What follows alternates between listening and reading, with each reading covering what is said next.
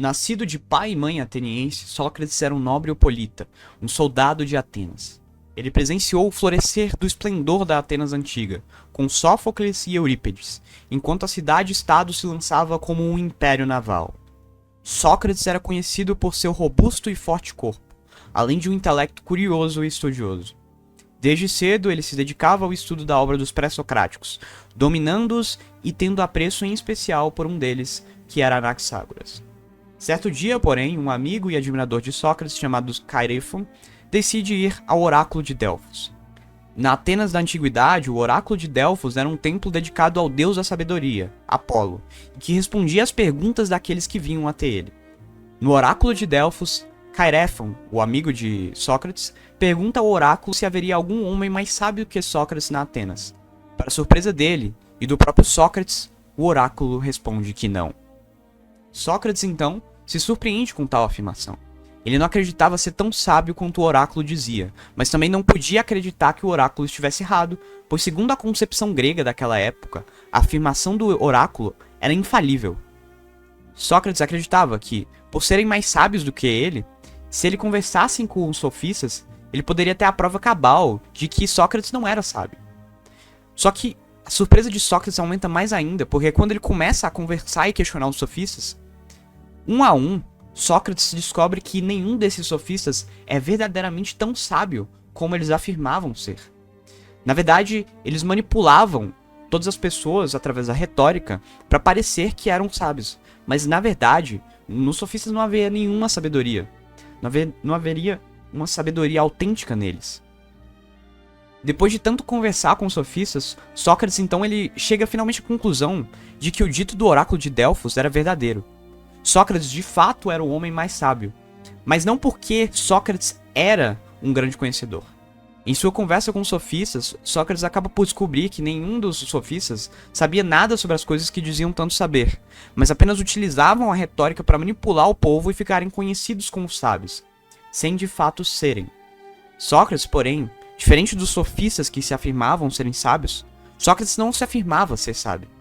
Mas é justamente nessa humildade, em admitir que nada conhece, que Sócrates descobriu sua verdadeira sabedoria. Sócrates era mais sábio do que todos os outros sofistas, não porque ele era um grande conhecedor, mas porque ele era humilde e admitia que não sabia.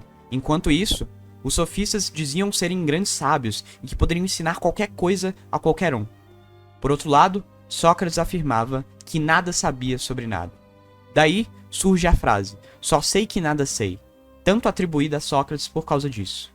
A sabedoria de Sócrates, portanto, residia na sua humildade em admitir que nada conhecia, enquanto os sofistas eram ignorantes e soberbos em se autodeclararem como grandes sábios. É por isso, portanto, que Sócrates conclui que o oráculo o definiu como o homem mais sábio. O problema, porém, é que, questionando esses sofistas nas suas conversações, Sócrates atraiu muito ódio, principalmente ódio político. Sócrates acreditava que o bem e a verdade são uma unidade, inseparáveis, e que não é possível fazer o bem sem conhecer a verdade. Por isso, Sócrates acreditava que buscar a verdade era essencial na vida de todas as pessoas. É por isso que no diálogo com os sofistas, ele sempre buscava mostrar a verdade aos sofistas.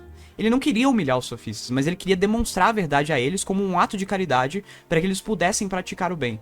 A problemática aqui surge porque muitos dos sofistas, ao serem afrontados por Sócrates, eles tinham muitas ligações políticas, e quando Sócrates questiona e refuta esses sofistas, ele os humilha publicamente, demonstrando que esses tais sofistas não eram tão sábios quanto eles se afirmavam ser. Isso vai atrair muito ódio e perseguição para a figura de Sócrates, levando ele a ser acusado judicialmente na Atenas e ser julgado para a morte. E tudo isso nos leva, enfim, ao julgamento de Sócrates. Após ser acusado pelos líderes da democracia ateniense de ter corrompido os jovens e não cultuar os deuses, Sócrates é obrigado a comparecer num julgamento que poderia determinar a sua morte. Sócrates comparece ao julgamento e se defende num belo discurso, onde ele refuta e rebate as falsas acusações sobre ele. Mas acima de tudo, Sócrates demonstra seu profundo amor pela verdade acima de tudo e seu desapego a esta vida e às coisas passageiras dela. Sócrates, diversas vezes em seu discurso, não demonstra ter medo da morte, porque ele tem certeza que ele está defendendo a verdade, e ele prefere morrer defendendo a verdade do que viver mentindo.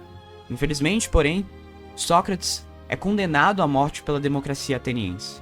Não porque seu discurso tenha sido ruim, mas porque os homens daquela democracia haviam se corrompido tanto a tal ponto de colocar a sua vontade acima da verdade.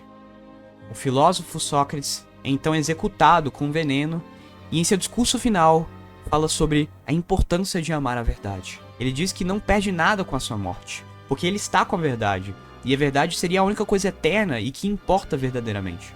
Mas acima de tudo, ele diz que, em seu exemplo, a sua morte inspirará para que outros façam o mesmo, isto é, que outros homens busquem e amem a verdade acima de tudo, como que profetizando a tremenda influência que ele exerceria sobre toda a filosofia a partir dali, ao ponto de dividir a filosofia em dois períodos, o período pré-socrático e o período pós-socrático, e sobre o fundamento da Academia de Platão na Atenas Antiga. Filosofia. Philo significa amor. Sofia significa sabedoria. Filosofia significa o amor à sabedoria, o amor à verdade de que Sócrates tanto falava. É por isso que toda a filosofia é dividida em Sócrates. Ele foi um dos primeiros homens a verdadeiramente amar a verdade, a estar disposto a morrer por ela. Esta é a tarefa de um verdadeiro filósofo. Este é o significado de ser filósofo. Amar a verdade acima de todas as coisas.